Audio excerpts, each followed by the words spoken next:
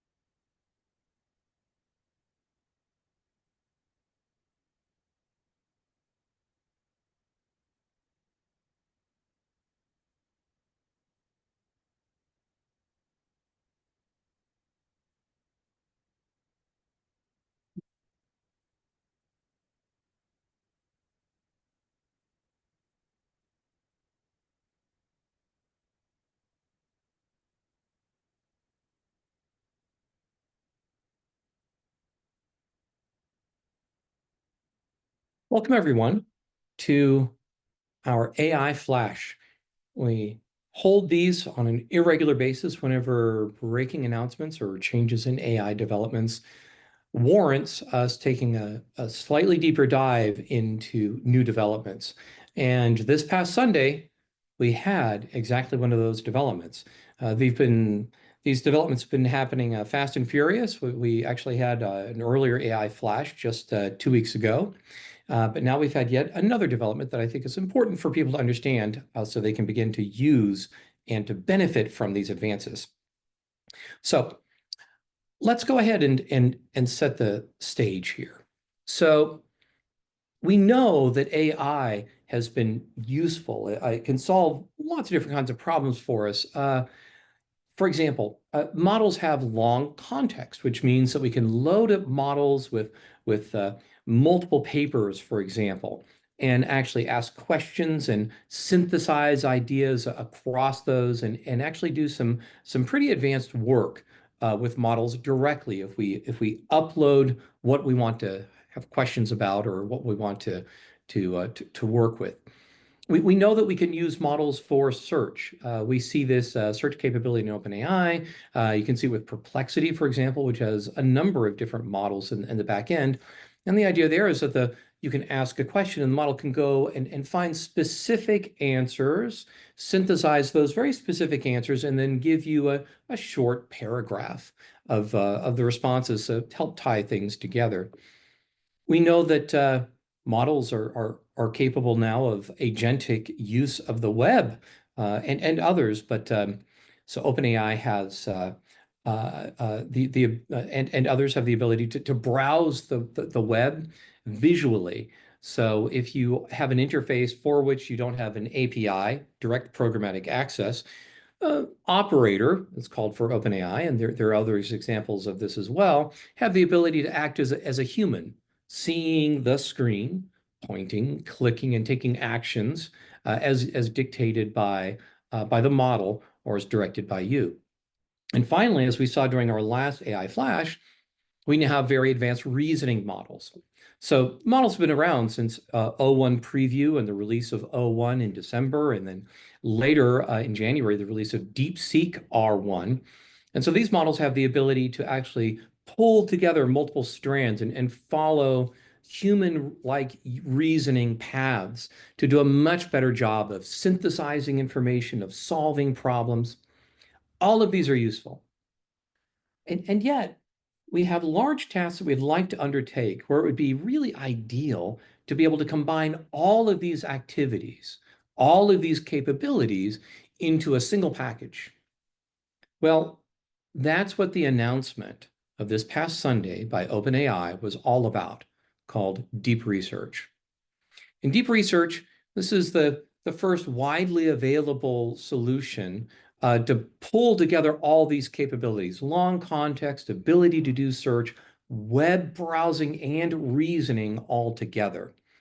And at first you just think, this is a nice to have, all these together. But actually it turns out that the sum is far, far greater than each of the elements of its constituent parts. So what I'd like to do here is actually take you through one of our early forays, and we did this on Monday, on what it might look like to use a reasoning agent. So we used deep search to solve an actual problem that we have here at the Data Science Institute. You all may know that we collaborate with researchers across the university. We also collaborate with industry partners to take on problems where data science and AI might be able to provide a new way, a new solution.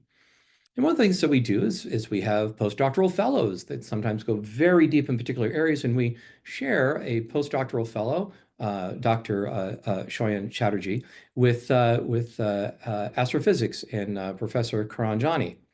So the work there has resulted in this preprint, pre-trained audio transformer as a foundational AI tool for gravitational waves. And the idea here is that we take a pre-existing model that was originally trained on audio and actually apply it to the problem of understanding data from what are called the LIGO instruments. And we have Dr. Chatterjee right here, and he's going to give an assessment of how well this works. And the idea here is to actually reuse pre-trained audio model, pre-trained on human voice, to see if that can help us solve a problem in detecting cosmic events through gravity waves. So the challenge was this. We needed to extend this work. And so this is OpenAI, and this is the model that we use. So in this case, we were using O1, but this is just the front end. We'll talk in more detail what this does. And we said, hey, here's our preprint. In this paper, we showed that a pre-trained whisper model used with parameter efficient fine-tuning, that's PEFT, to distinguish between gravity wave signals and noise in binary classification setup. So very telegraphic here, right? Very technical. And then we describe we want to expand to the search method. So rather than just looking for an event, we want to look for events in a streaming fashion. Dr. Chatterjee, could you validate this? Am I describing the problem correctly here? Hi, Jesse. Yes, so to just elaborate a little bit, what we have done in the paper is we have taken 1 second chunks of LIGO data, and we have used Whisper to determine whether that 1 second chunk contains a gravitational wave signal or not. So if it contains a signal, Whisper outputs 1. If it does, or something, a value close to 1. If it doesn't, it is a value close to 0. Now, the real challenge is to expand it in a setup where the data is being streamed continuously. So we now no longer have 1 second chunks of discrete data, but we have 1 month continuous data. And the challenge is to expand it into do a continuous inference where the data can be split up into chunks, and then we collect the triggers of the model from each chunk, and we determine whether there is a signal in a certain chunk of the data. And we calculate metrics such as sensitive distance of the search and false alarm rate, which I have mentioned in the prompt as well. So this is really, even though it's building on the prior work, this is a significant extension that involves new types of challenges and new ways of trying to detect. And so this was the problem that we gave to deep research. Gave the description here, we mentioned the paper that we had before, and we simply said, hey, give me a description of the method we need to use to expand our current setup to perform a full search of gravity wave signals over continuous 1 month data. How would you approach this problem? So, Cheyenne, would you, at what level would you need to be? Is this an undergraduate problem? Is this a graduate student problem? What does this look like? So I have been in the field of gravitational waves since 2019, and it is also the same time, around the same time that I started doing machine learning.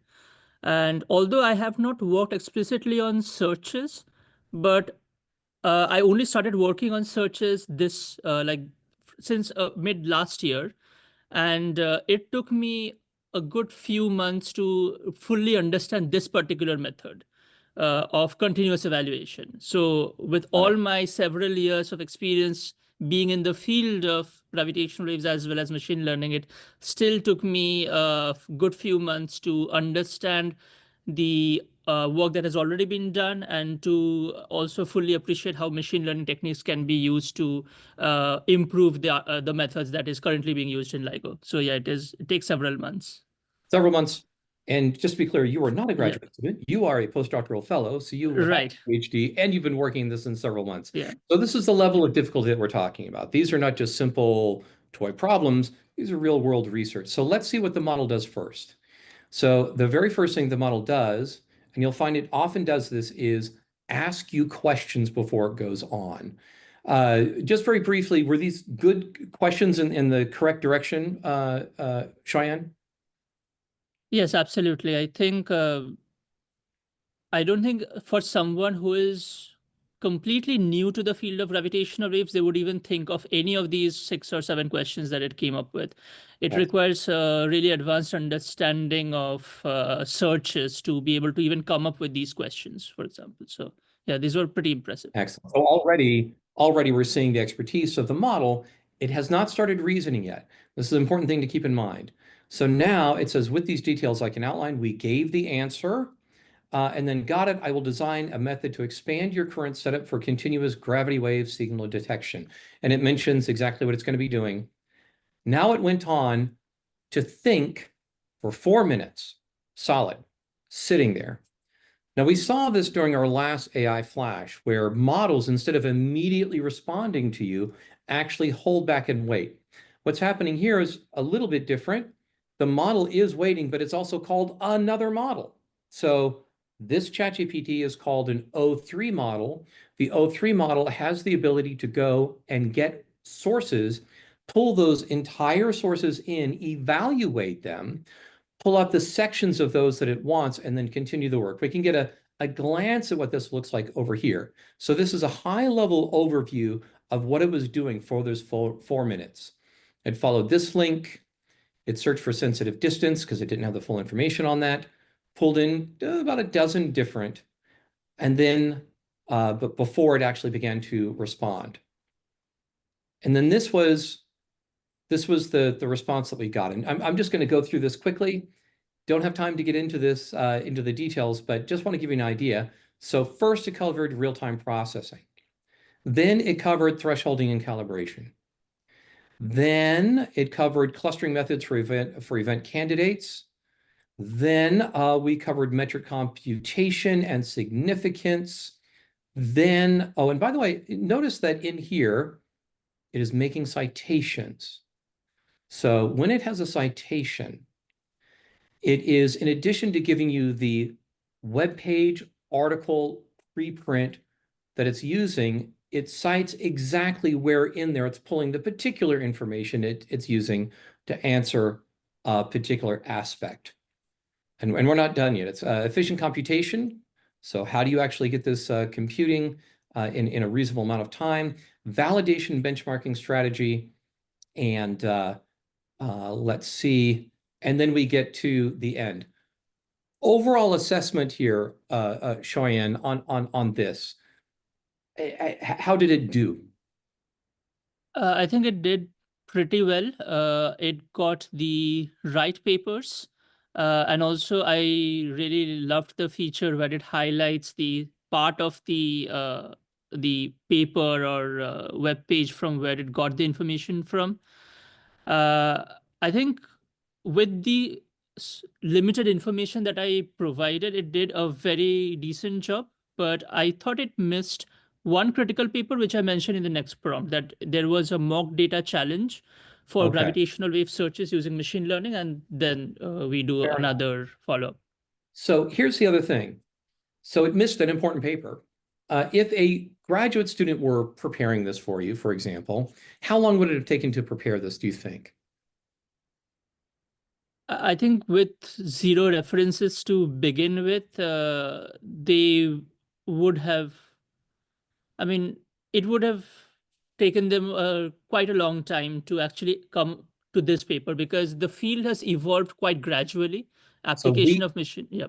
months, something, a week or a month for someone to pull this together? Definitely a few weeks to come across this paper and yeah, Okay, understand, so because it did cite the papers leading up to it, but not this paper in particular. okay. So So the previous one could have been several weeks in preparation.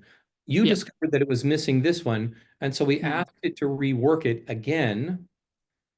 And then it gave us a brand new analysis using this most recent paper, fully updated. And we actually spent some time going through this. And then we were left with a brand new analysis. So part of this is, first of all, it can do it at all. Second of all, that we can actually iterate and actually rework our analyses very, very quickly. Was the analysis that we got out of this useful? Did it help move forward our understanding and give us a path forward for what we might want to do next?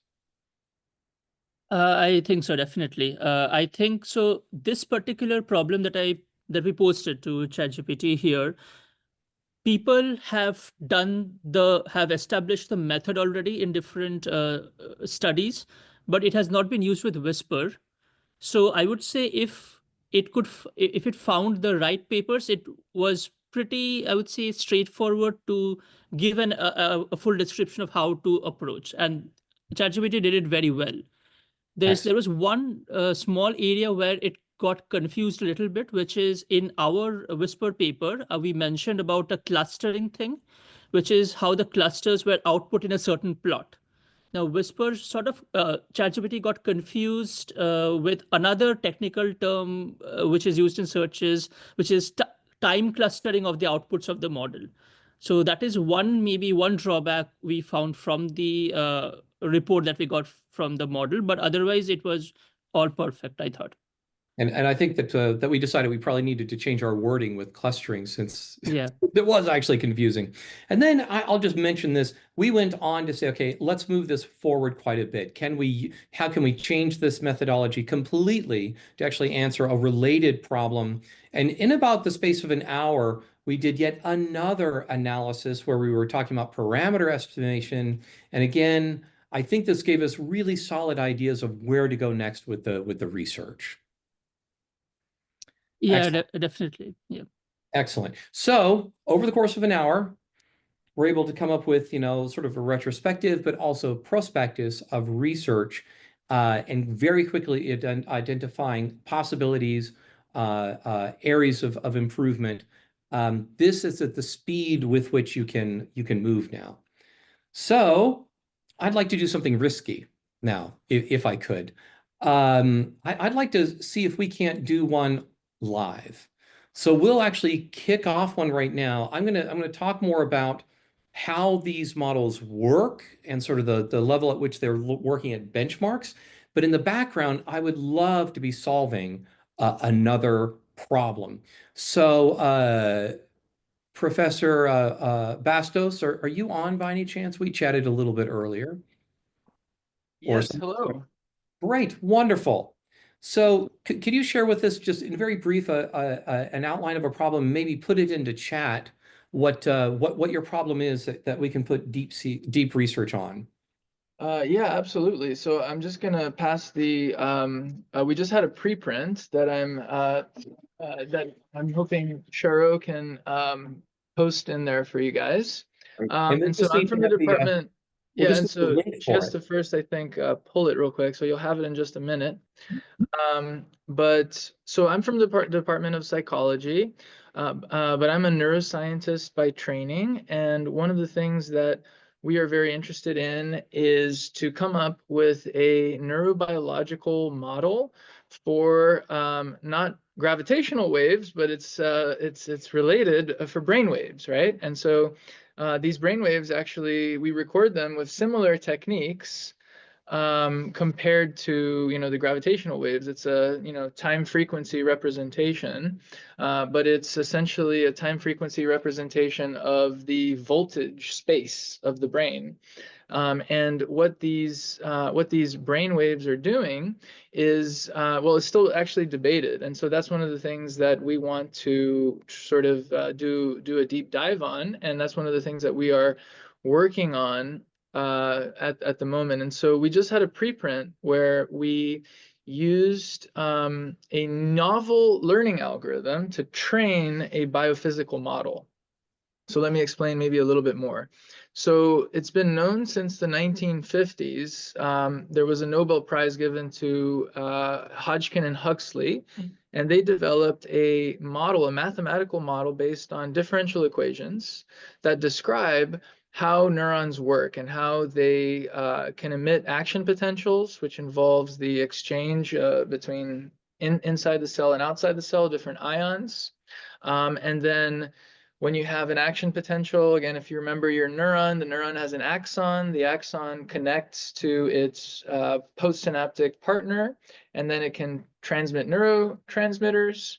And it can either be an excitatory neurotransmitter that makes its postsynaptic partner more likely to fire, or it can be inhibitory, which makes it less likely to fire. And so all of these processes can be modeled biophysically, and biophysically those details have been largely validated. So over the course of the intervening next 50 years, lots of people have been using these biophysical models to understand different aspects of brain processing, right? But what's happened is that in machine learning and in artificial intelligence, you also have a completely different approach for neural networks, which doesn't involve these it doesn't involve these biophysics, but has, in some sense been inspired by this earlier work, and has abstracted away some of the, key biological. So in summary, is the idea to sort of borrow from the neurobiology and explore the interface with how we're thinking about deep learning and AI? Is that, in broad strokes, is that where we are? In broad strokes, it is. Yeah, it's to try to see, okay, all of like these novel tools that we're seeing being used to train very powerful AI. Can we now take some inspiration from that and learn how to train our biophysical models better to give us a one-to-one mapping to actual brain data?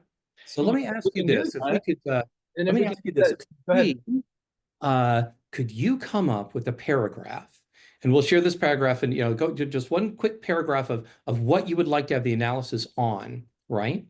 And then what we'll do is we will add this in. You can put this directly into chat, and I'll copy and paste this into deep research, and we'll see if it can come up with some approach or some analysis before the end of this presentation. Sounds good. So Okay, great. let's And I'm gonna. So what I might ask you you two to mute, come up with the chat, but go and unmute when you're ready for that with that paragraph, and then we'll put it in immediately. Does that sound good? sounds good. Excellent, fantastic.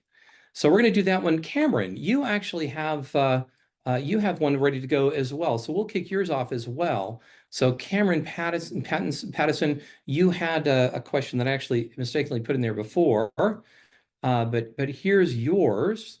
Anything else you want to add here? So just very broadly, give me a one sentence summary of your question. Yeah, this is an early research question, and the idea is that we might be using models to summarize public comments and things like that that have moral significance. And I want to know, one, if we're actually doing that, two, how we're doing that and how we're, which models we're using, how we're optimizing them, that kind of thing. And three, if those ways of optimizing, if the models used miss anything that's really normatively important. Excellent. So this is from, I'm going to put this to, I'm going to go and put this in here just so we know that it's from you. And I'll put this in the chat so you all can see this. And we're going to let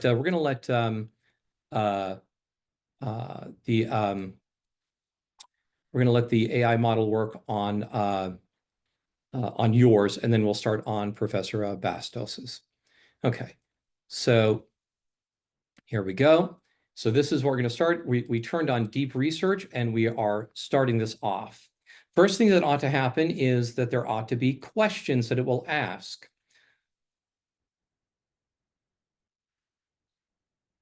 because this is what the model is trained to do. First, make sure that it has enough information to go on. So I'm going to go and put these into the chat for you. I'll put the chat for everyone. And if you could respond to this in the chat and just do 1, 2, 3, 4, okay?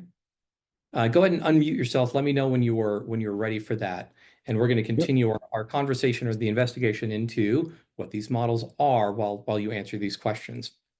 All right, so we're testing this out. This is absolutely the way that you actually want to know how good these models are. You want to try them out on your material. Right now, the models have very limited availability. If you have OpenAI ChatGPT Pro, $200 a month, then you have access to this model. But fear not, there are actually open source models which are currently now being developed, which are will hopefully have similar capabilities in the not too distant future. When we take a look at benchmarks, oh great, and it looks like you have your still waiting on you, Cameron. You're fine. So how good is it? There is a very difficult benchmark, which is very dramatically named Humanities Last Exam. This is a series of 3,000 multiple choice and short answer questions covering more than 100 different discipline areas. The idea is to make this extraordinarily difficult for an AI to do. You can't just answer these questions necessarily just by going on the internet. That'll help some. You have to synthesize so much information. The idea is that the models can't just have learned what the answers were. So really good models like DeepSeek, when you give it the HLE, got about 9.4% accuracy. ChatGPT o3 Mini got about 10 to 13% accuracy. Deep Search, when given this, got 26% accuracy. It's a huge jump simply from combining the reasoning with search, with the long context, and the ability to go and find and bring in entire articles, entire web pages, pull out what you need, and then continue the work, combined with very well-tuned reasoning. So, a couple of take-homes here. Huge improvement, still not human level for these most difficult challenges, but significant improvement over what was possible before. So, why are these so much better? Well, one reason is the training that these models are getting. Looking at let's see, let me pop over to there we go. We'll go back to here. So OpenAI actually has been paying individuals to answer questions of the sort. Please help write a summary. Please write a summary of wet lab. They're paying PhDs and other folks $100 an hour to answer questions like this. Please write a summary of wet lab experimental approaches available before August 2024 for assessing in parallel the gene expression effects of many different variants in human non-coding regulatory DNA sequences. For each approach, note how gene expression is measured and how variants are identified. Describe relevant methods for introducing variation of each approach, provide the main advantages and limitation of each method, suggest which method would be best suited, testing thousands of CAD-associated SNPs, SNPs across multiple hundreds of different regulatory elements, assuming a budget under $50,000. So they're asking PhDs to solve this problem and then using that as the test bed and as the training bed for reasoning models. If models are good at reasoning, they'll be able to do this. And also at times they're capturing the reasoning that people are using to do this. This is how the models are being trained on very difficult problems of many different types. So Cameron, I think that you have your answers and we're ready to kick this one off. Is that correct? Correct. They should be in the chat. Wow. So here, and it left out the numbers, so I'm gonna have to do this. So this is 1, and this is 2. Help me out here if I make any mistake here. This is 3. I think the please do explore is 3. That's 3. Okay, great. And so this and then I'd love is 4. Okay. And we want is 5. Okay, great. So we've answered all the questions. Now we're going to kick it off. Now what you're going to see is it's going to give you a summary of what it's going to be doing.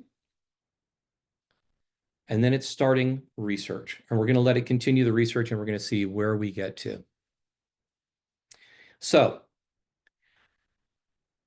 we have reasoning models. How else do you provide training to reasoning models so they can do this kind of work? Well, a recent paper, very recent, as a matter of fact, this paper was from the 5th, from Yi, Huang, Zhao, Chern, Jia, and Nu. Less is more for reasoning. What they found was, for sufficiently complex models that are well trained on the world and in substantive areas, if that representational space that they've learned is rich enough, then it turns out that very few examples are necessary of thinking in order to really improve this model. So here's their hypothesis, the less is more reasoning hypothesis. In foundation models where domain knowledge has been comprehensively encoded during pre-training, sophisticated reasoning capabilities can emerge through minimal but precisely orchestrated demonstration of cognitive processes. So how minimal? They're talking about less than 1,000 curated training examples. So they had 817 curated training examples of problem solutions with reasoning. And with just those few examples, they were able to get huge improvements in reasoning. So this is where we are now, to improve the reasoning of models, few curated examples. So we'll get you quite far. So what's the take home for this? Well, the take home is that real advancement in the field of reasoning models will not necessarily happen from just exclusively within computer science. Who are the experts in reasoning in each of the disparate fields we might want to approach? It's going to be the experts in the field. So it's going to be people outside of computer science, outside of the work in AI, and people in the substantive areas working together to define these reasoning tasks and providing the training for these models and reasoning tasks that will actually move the state of the art forward. I'm going to put in a plug here for the first new college here at Vanderbilt University, the College of Connected Computing, where we aim to do exactly this. It's an amazing coincidence of all of this converging at the same time that we're pulling together a College of Connected Computing. The idea here is that all contribute and all are able to benefit as well. Let's go ahead and peek in and see what's happening with the reasoning around Cameron's problem here. So here we can get a sense of what's happening, investigating how automated summarization is used to distill public input. Think about how AI can summarize public comments. Strategically honing in on how summarization models in rulemaking for more precise investigation. Cameron, could I have your sort of feedback on this so far? Public comment analysis. Is this in the right area, do you think, here? Yep, it's certainly in the right area. It's interesting that it's all coming from one source. I'm hoping that it'll go look a little bit further abroad. Well, it looks like this is sort of a meta source here. So Okay. yeah, so it looks like Mhm. it's the same top line, but maybe going deeper. We'll find out where it Yeah. goes to in just a little bit as well. Here we go. It's going to LLMs in the public sector. So it's found a paper Mhm. I thought was interesting. Oh, now it's going to Yep. the Brennan Center. Is that one that you're familiar with? I'm not, but maybe I should be. Great. Never know. So now you're getting the sense of it defines the problem, asks the questions, and then goes broadly. And what's happening here, it's pulling in each of these articles. So unlike RAG, where you pull in chunks, it's pulling in the entire article, reasoning against the article or that web page, pulling out what's important, and then continuing on. So this is agentic work. Search, analyze, and then move on. And it's doing quite a bit of it. So this is why it takes many minutes to respond. Considering the APA's stance on AI summarization. So now it's gone to the APA's guidance. It's gone to Global Government Forum. It's gone to ACL Anthology. So this is where it's headed, and we're going to see. So it looks like it's still working. So we're gonna let it continue, and it's working. I'm going to pause here while we're letting this work. What questions do you have so far about reasoning agents, and in particular, the deep research capability of combining all of these capabilities? Yes, Dr. Ya. Hello, thank you so much for hosting these amazing workshops. I thought the sourcing content was an interesting component because I think we all know that a lot of these sites are starting to block LLM crawlers because of copyright reasons. So for that reason, the inferences it's going to be able to make based on the data it has available to it outside of its training set might be limited because of that. But I can also see a world where there's like an extra subscription pack you can have to say like, okay, I'm going to pay extra so it will be able to crawl PubMed or whatever other site so they can actually have a model that they can monetize off of for those higher impact resource pages. So it's going to be interesting to see where all this goes. You bring up a really interesting point. This is not crawling websites to get just training data for a general purpose, right? This is an individual that wants to get a particular, just like if you were doing the research yourself, you'd want to have access to those articles to be able to pull in that information. So, I've experimented with OpenAI's operator, which is the agent which will carry out tasks for you using a virtual web browser. And the way that operator handles it, it says, in order to get access to this, I'm going to have to log in. So I'm going to step away. You log in, and after you're logged in, I'll come back after you're in, after you've put in your credentials, made your payment, whatever you need to do. And so I did that. I actually logged into the site that I needed. I came back in and it's okay. Give me a quick summary of what you did, not passwords, just tell me where you are now. I did. And then it continued its work on my behalf after I had logged in for it. So that's where we are right now. It's a handoff. So we're gonna have to see how this is going to be working when we how we can actually do this. So Jesse, you had a question. How much do personas matter? Actually, when you're doing this type of deep research, this type of reasoning agent, you don't want to use the same type of prompt engineering that we used before. As a matter of fact, that tends to lessen and to really begins to interfere with the model's reasoning. The model has been pre-trained either through supervised fine-tuning or through reinforcement learning on the pattern to follow in order to reason through a problem. So when you give it an extra prompt like saying you are A or share your chain of thought, you actually disrupt. So now you don't want to do that. What instead you want to be very precise about the question and the goal and what you want the output to look like. If you do a good job, I have to see the following. I'd like to have a report. I'd like to have a CSV. I want to have the following questions answered in the following order. That's the kind of guidance that you will want to have versus trying to direct what it's doing. It already knows what it's doing. It's doing it in a very particular way. Your second question was, and first of all, let me ask you, does that answer your question, your first question?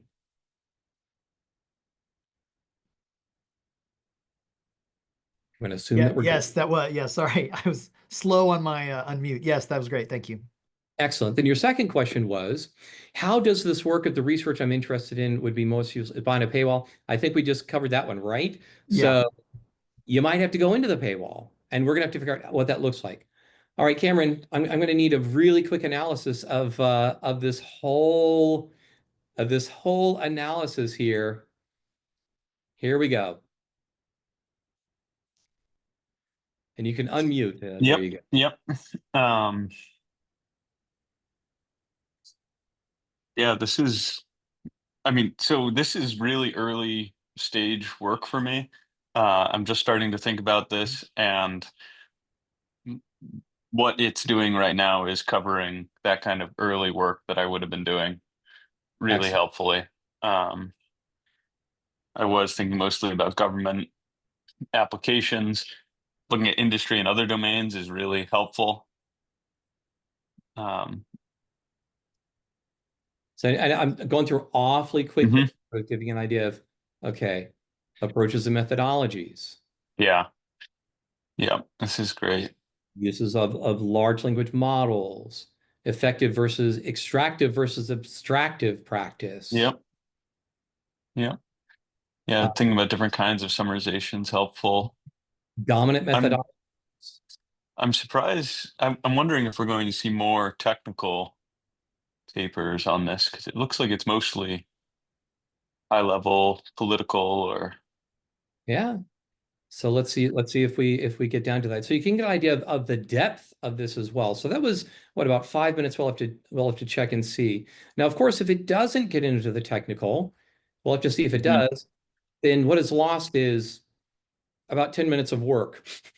Right. And then you Can can you go off direct it? and say, yes, you Can you can. direct it towards like archive or something like Yes, you that? can. So Okay. we did that Hmm. in our work before, real world applications.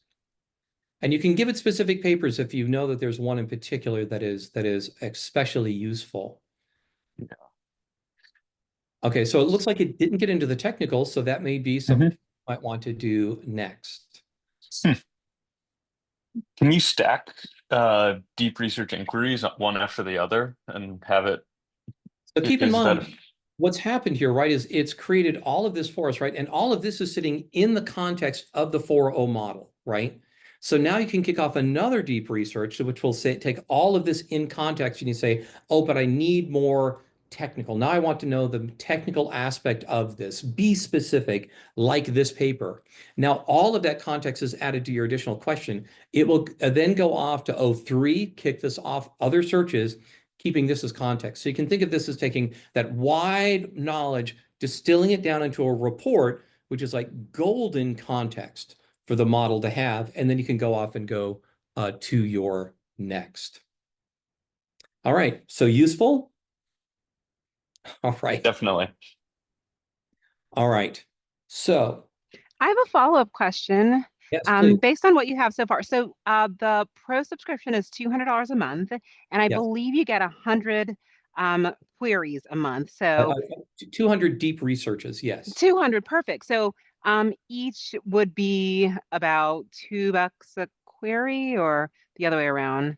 I, I, Sounds correct. I would say each time you click that deep research button, because you can ask a question against this report. So you could just ask, what, technical, guidance is there in this report? Gotcha. In this report. That's not a deep research in this report, because now you're just querying against what's in context, right? And so it'll, several key but now you can say, well, go deeper, tell me about it. And then you could click deep research, and then that will kick off another. Oh, that's perfect. So if you're ballparking it, how much would you say, like, how much is each deep research query? How much does it cost? Like, if you're just saying, like, I want to justify this expense, so this is going to save me X amount of hours, and Yeah. based on my subscription, it's costing me this.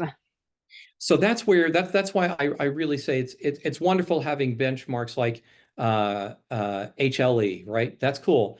But what really matters is how much time will it save you? So we determined in the work with Cheyenne that was probably 1 or 2 months worth of work, of solid work from a very good graduate student who it was already schooled in this, right? So that's a huge savings. But it's up to you. And if you ask a silly question, I certainly have before, not much of a savings. But if your question is well phrased, then it can be a huge savings. Now, the other thing to keep in mind is that we have open source solutions that are coming as well. Within a day of OpenAI's deep research being released, Hugging Face tried to do an open source deep research. Not as good as deep research, but not bad. And they did it in 24 hours. Because again, you're not talking about brand new technology, you're talking about combining these different elements. And the real key to this is having an excellent reasoning agent to be able to be the arbiter and to know what to search and what to pull in. It is that reasoning agent and having a well-trained reasoning agent that will make all the difference in the world. O3 model is not huge. It's about 200 billion parameters. It is a dense model, meaning it's not this mixture of experts, so it's compact, but it's been very well trained in reasoning. What other questions do people have?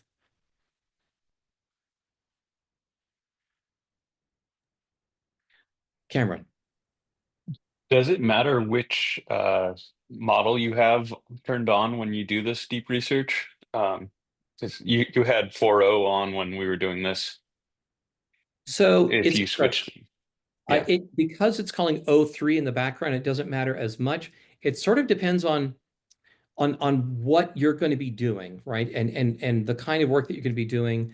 We've not fully explored what the different ones look like, but I tell you what, if I'm going to be doing deep research and clicking that button, I am not going to be using like GPT 3.5, right? I don't even know if it's available there. I want to have a really decent model that can take my report and pull it together. So probably something like 4.0. Same thing with the open source versions. You want to have a really good one on the front end, even if it's slower and heavier, because you're going to be doing reasoning against that. Jesse. Um, oh gosh, I just forgot my question. I was looking for how to raise my hand on Zoom and I forgot it already. I'll have to come back.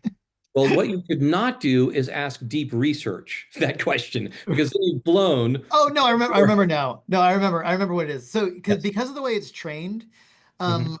are there any known or has anybody discovered like any gaps where like say OpenAI or whatever didn't have the right people providing feedback? Like are there any Yeah, areas that it's particularly not good at because of the training? I think we'll find that there are types of reasoning that it may not be good at yet. So, Dr. Ya, I'll leave it to you, but I'm betting it's probably not bad at medical reasoning, but I'm betting that it could do much better if there were people who are thinking about how to curate a training set for medical reasoning. And so that O3 model or whichever reasoning model you had, maybe it's a DeepSeek, maybe it's another that has that training to reason in that way. Because overall reasoning is good. That's good broad way, but there are specific ways of reasoning through problems that are particular for subject areas. That's why it's so important for non-CS and non-AI people to collaborate with AI people to make sure that we are covering very broadly what those reasoning problems are. Maxwell. Yeah, I had a question more regarding bias and censorship in the models. So while we're looking to begin trusting a lot of these models with very in-depth reasoning problems and generating, these very long responses, has there been any work into kind of assessing inherent or explicit bias within a lot of these models to make sure that the results we're getting for these much more complex queries are coming back without something malicious in them, especially in the cybersecurity and the national security spaces. There's a lot of talk about DeepSeek right now. Absolutely. So DeepSeek's an interesting one, and I'm glad you brought that one up. And just to disambiguate with DeepSeek, there are people very concerned, and rightly so, about DeepSeek. If you use DeepSeek, then that information being sent, and DeepSeek was not great about the security to begin with, but it's also going to China. Well, that's if you're calling DeepSeek from their servers, right? So you can actually download DeepSeek if you have a big enough computer, or you can download the distilled models and run them very securely locally. So you don't have data leakage there. But DeepSeek also does not appear to have very many data, does not appear to be well aligned for safety. It will answer anything. And then there's the question of bias in the models, and you're absolutely right.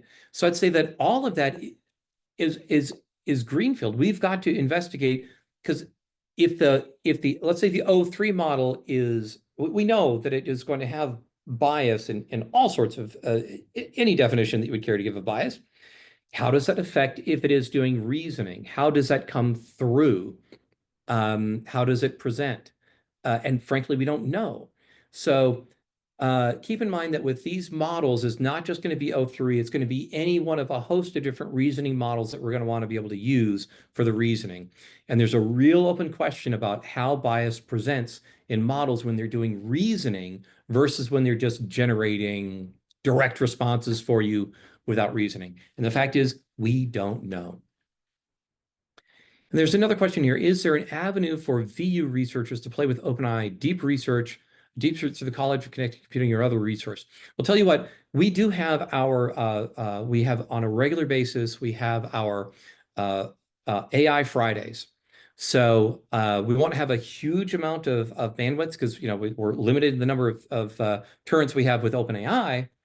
but we are absolutely going to be a great place for you to come and to talk with and for us to explore that, but also other alternatives as well. So every Friday, Data Science Institute, 10 to 12, definitely come by. I'll also use this opportunity to mention AI Days. This is going to be a great March 5th and 6th. If you haven't registered already, please do. This will be an opportunity to see what the advancement has been from about a month ago. From a month from now, we're going to be absolutely up to date with this. You'll have an opportunity there to try out these reasoning models and to try them out on your subject area as well. So we hope that you'll be able to join us there so we can do a deeper dive into all of this. And Zara, you had a question. Will there be virtual options for AI deep dives? Yes. So we're going to have virtual options both for AI days and for AI for our AI Fridays and our deep dives. Yes, and we'll be happy to share that as well. Just reach out, and you can also find on our webpage that we have remote options there as well. All right. What other questions do we have? And Andre, I did have one additional question for you so we can kick off yours as well. What questions do you have about deep research? Yeah, go ahead. Yeah, if you could just put in a link to your article, your preprint. Sure. And I actually did that in the private chat with you. Should I do that in the chat for everybody? No. That's. I put in I put in also a query, and I said, hey, here's our problem. Yeah. Try this out, and then here's our latest preprint. Take this as the basis for your reasoning. Excellent. So I'll tell you what, we're gonna kick off a new one here, and I also emailed it to you, Jesse, in case you don't want to copy and paste a bunch of. I just need a link. I just need a link to it if that's. Oh, okay. Yeah. Just the URL to it, and then we'll accessible here. Okay, great. It's that bioRxiv link that's in our chat. Yeah. Excellent. Okay, that's great. All right, so we'll go ahead and kick this off. What I'm going to do, I'm going to take a few more questions here, and then we'll end the main part of this. But I did promise you that we'd be trying this out, so we will try this out. I'm going to kick this off right now, and we're going to see how well this does. So, what additional questions do you have about AI agents, AI reasoning, or deep research, or the open source alternatives that are coming?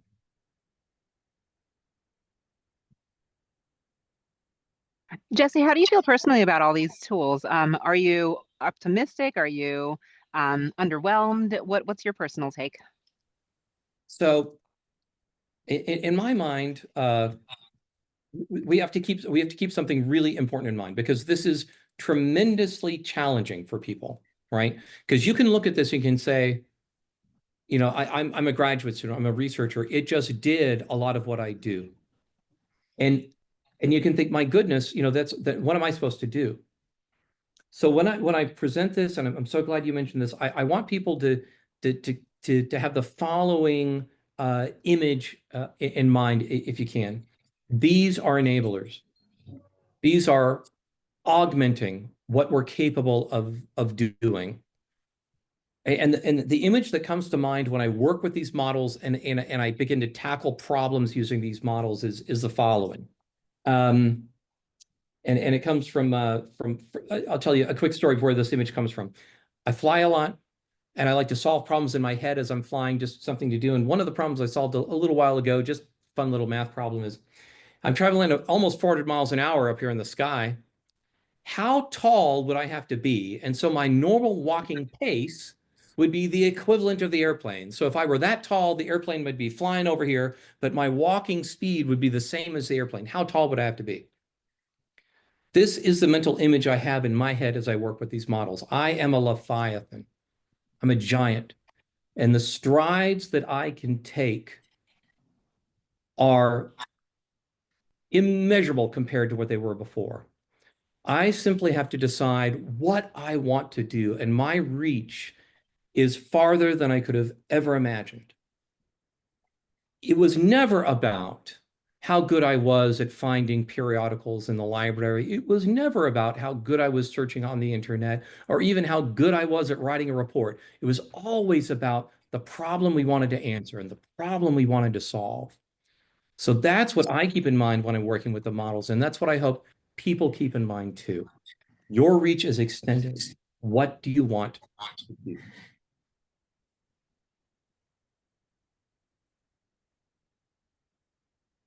What other questions do people have?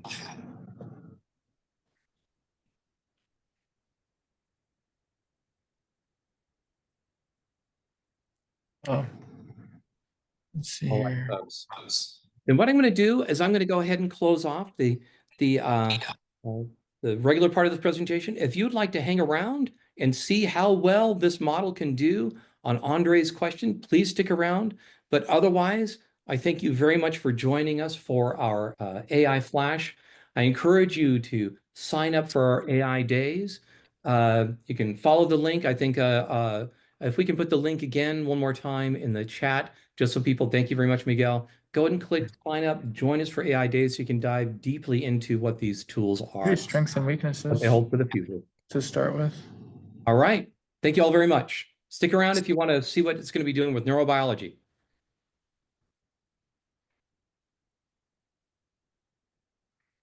Yes, the recording that's going to be available will be on our YouTube channel. Muted myself. Oops. And you're very welcome, Zara. Good to see you.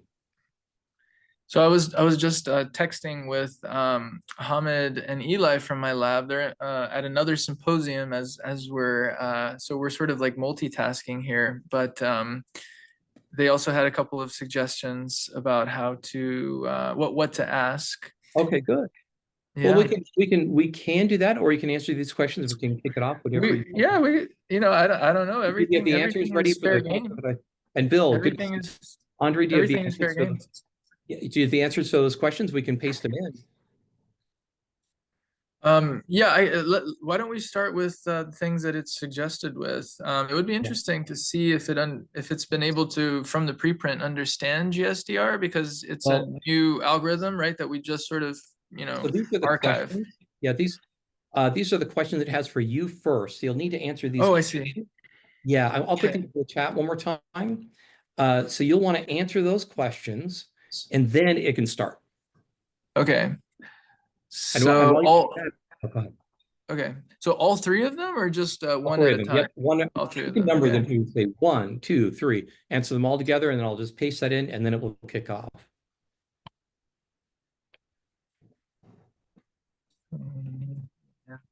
Let's see if there are any other questions. So Bill, good to see you. Did you have a question or a comment?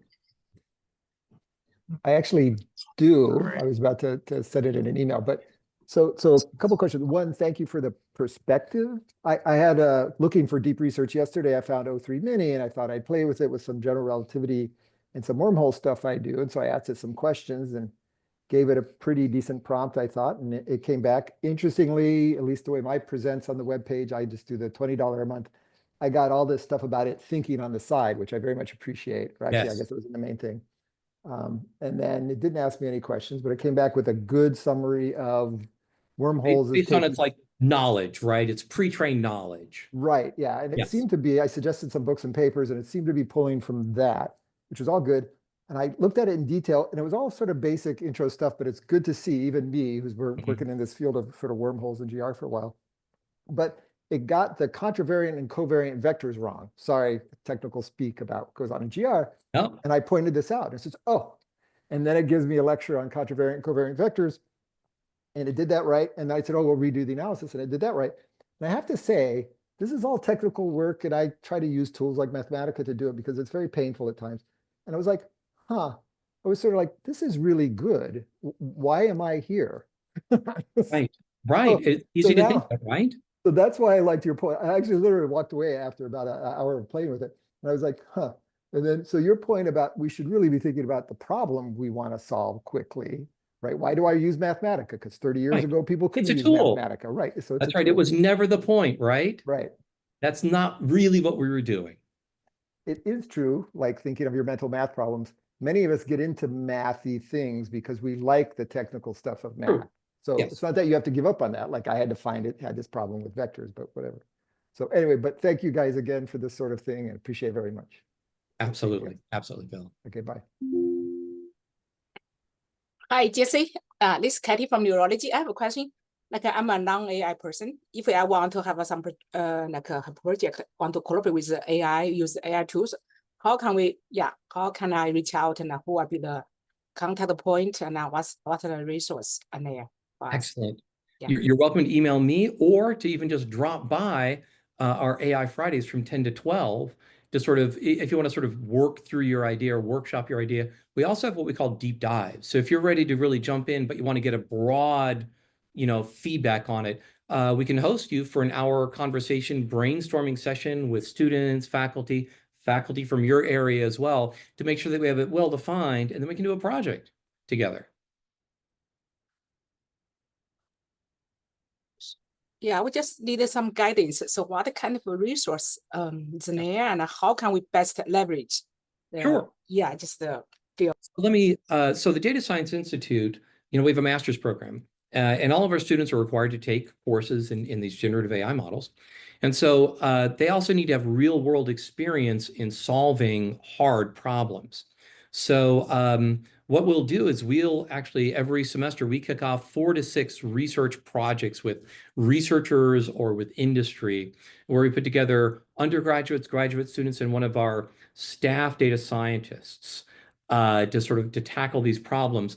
It gives our students real world experience. It moves forward research across the university, moves forward the state of the art, and it's on a broad range of fields. And so this past semester we did gravity waves, and we did bird song, and we did a couple of other things as well.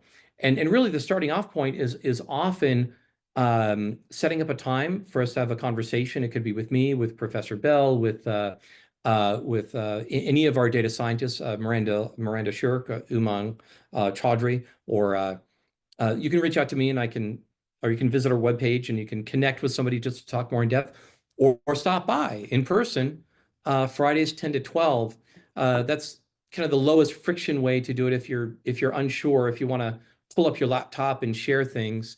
We have all sorts of fascinating conversations on Fridays, and then that often leads to more engagement, either student interest to collaborate with you or a full-on research engagement with us where we collaborate. And just be clear, because our students are benefiting from this, this is not like a cost. This is not we're not a professional service like that. We're actually looking to collaborate to provide opportunities. So where is the location? We are in the former Sony building. It's currently called 17th and Horton, which is unfortunate because it's actually not on 18th Avenue, nor does Horton exist anymore, but we're at 14th. Could you put the address in the chat? Absolutely. Miguel, if I can, here, let's see, 1400 18th Avenue South. 1400. Jesse, it's actually the corner of DeFord Bailey now. That's right. That's what they renamed Horton.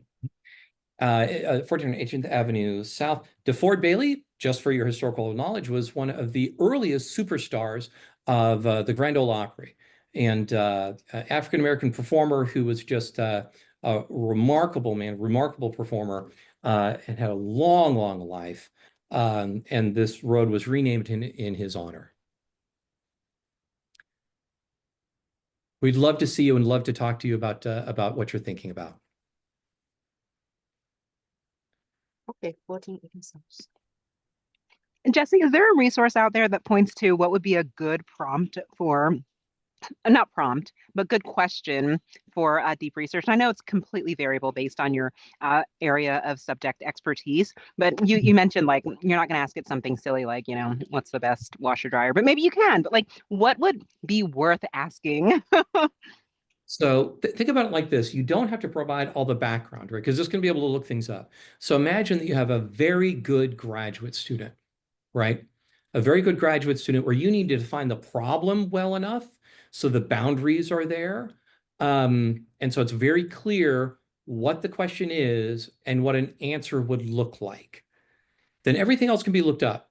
So we no longer have to do, when we're doing this type of work, we no longer have to do the persona or show your thinking, or we don't have to be prescriptive in that way. Instead, we need to be precise. That's a good prompt. If you think you could give this to a really good graduate student and they could go off and do the research and not go wrong because you didn't specify enough, right? If you think, okay, this would be enough to guide them, then you're good.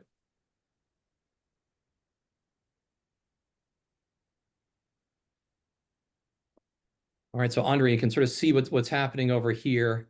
And actually, Andre, if you want to come over to my office, we can even take a look at this more closely. But this is what it's doing right now. It's thinking through GSDR blends. Yeah, so it's identified that GSDR, is significant biological plausibility and is promising in terms of improving its neural network training.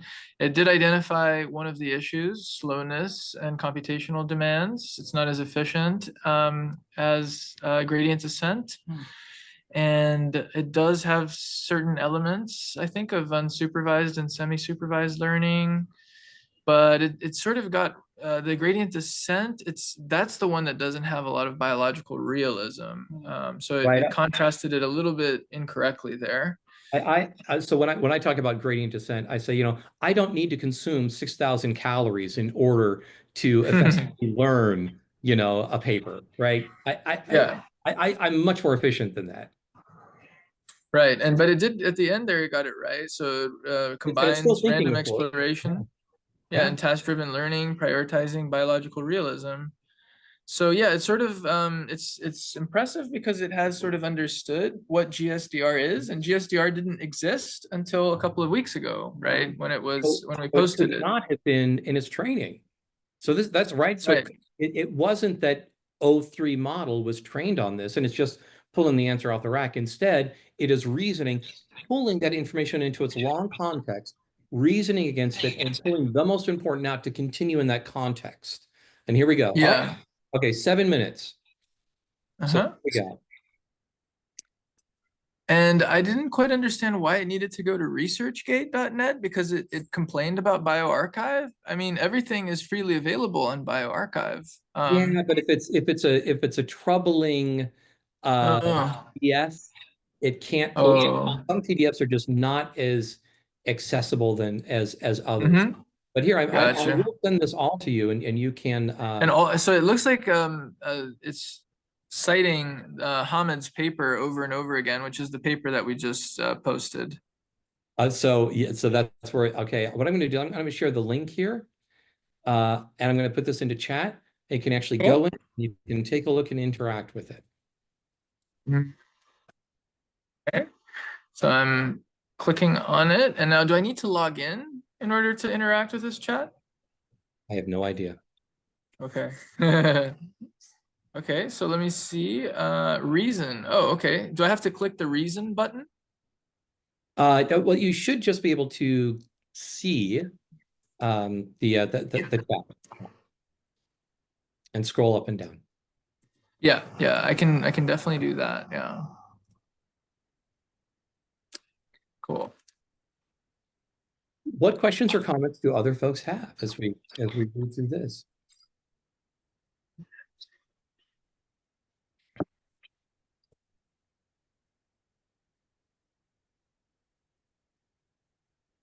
And I can't help myself. I'm going to go down to the bottom and see what its suggestions are.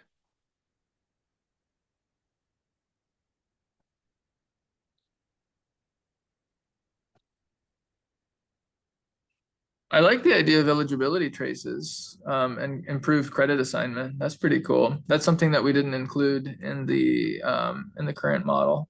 Okay. Yeah, so that's a pretty good. Yeah. Parallel. Yeah, what would be a biologically plausible credit assignment strategy? It's actually interesting. Credit assignment in neuroscience wasn't a thing until it was sort of identified as a key thing for training machine learning and AI models. And then there was, I think, the first paper in neuroscience about trying to figure out how the brain does credit assignment. Fantastic. Also, but yeah, we don't know a lot about how it's implemented neurobiologically. It's also suggesting parallel to fix a weakness is parallel and population-based search. Yeah, and this is where you're talking about the improved credit assignment. Is it 0.3 that you're referring to? Yeah, Or 0.3. Oh, 0.3. Yeah, exactly. Yeah, exactly. And Hmm. so, and again, you know, this is, so the idea here is if your prompt wasn't clear enough, right, then you can iterate again and just start anew if you want, you know. Oh, I love it. Integration with experiment. That's so cool because that's what we did. So what we did is we were trying to give it real neurophysiology data that we've recorded in the lab and see if it can actually train models to reproduce that, and then use that to gain insight about which I was starting to talk about, how the brain generates, you know, brain rhythms and what they're used for. So it looks like integration with experiment, it's gotten that as a big point, 0.9. Fantastic.